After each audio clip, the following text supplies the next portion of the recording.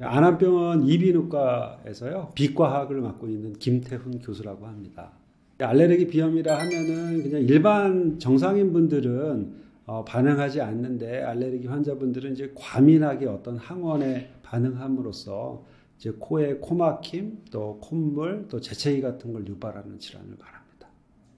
알레르기 비염은 이제 알레르기를 일으키는 소인을 가지고 계시기 때문에 우리나라에서 가장 많은 건 이제 진먼지 진드기가 되겠는데요. 그래서 진먼지 진드기나 또 뭐 동물의 털, 곰팡이 등이 있을 때에 그런 항원에 본인이 이제 과민하게 반응하시기 때문에 이제 일어나는 질환입니다. 그 알레르기의 이제 대표적인 3대 질환이라고 하면 코막힘, 맑은 콧물, 재채기를 말하고요. 이제 그 외에도 이제 간지러움증을 유발할 수가 있는데 이게 이제 일반적인 감기와 좀 다른 점은 감기는 이제 이런 것들에다가 이제 발열이 생긴다든지 또 인후통이 생길 수가 있는데 알레르기 비염에서는 그러한 증상은 드물고요. 그리고 감기는 한 일주일이나 열흘 있으면 이제 보통 좋아지는데 이제 알러지 비염은 그렇지 않고 이제 또 계절적으로 또 문제가 되는 경우도 있고요. 이제 그럴 때는 알레르기 비염을 의심해 봐야 됩니다. 알레르기 증상이 있을 경우에 그 알레르기 검사를 할 수 있는 병원을 찾으셔서 알레르기 검사를 받으시는 게 좋겠고요. 알레르기 검사는 크게 이제 두 가지로 대별할 수가 있습니다. 첫 번째는 항원이 되는 것을 피부에 떨어뜨려서 검사하는 피부 반응 검사가 있겠고 또 혈액 중에 찾아내는 이제 혈액 검사가 있겠습니다. 알레르기 비염 자체가 그런 항원에 과민하게 이제 반응하는 거기 때문에 그 항원에 대한 노출을 막는 거가 이제 회피요법이라고 할 수가 있습니다. 진먼지 진드기가 가장 우리나라에서 많은 항원인데요. 진먼지 진드기를 예를 들어 말씀드리면 진먼지 진드기를 노출을 줄이기 위해서는 우리가 이게 천으로 되거나 혹은 뭐 인형 같은 거 있죠. 이제 그런 물질들을 좀 치우는 게 좋겠고요.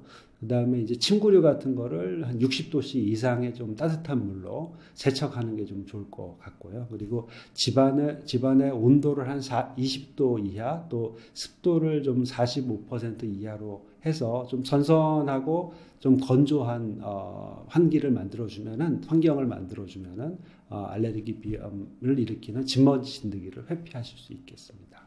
현재까지 가장 효과적인 약제는 비강 내에 국소적으로 뿌리는 스테로이드 제제가 되겠고요.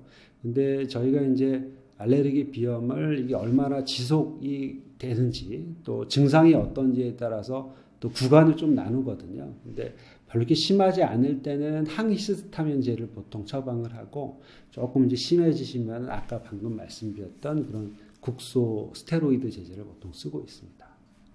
이제 면역요법은 이 알레르기를 유발하는 항원을 우리가 주사제나 혹은 이제 요즘은 이제 좋아해서 알약이 나오거든요. 이제 그렇게 투여를 해서 인체 내에서 면역 반응을 일으켜서 그런 항원에 기량하는 항체를 만들어내서 치료하는 방법이 되겠습니다.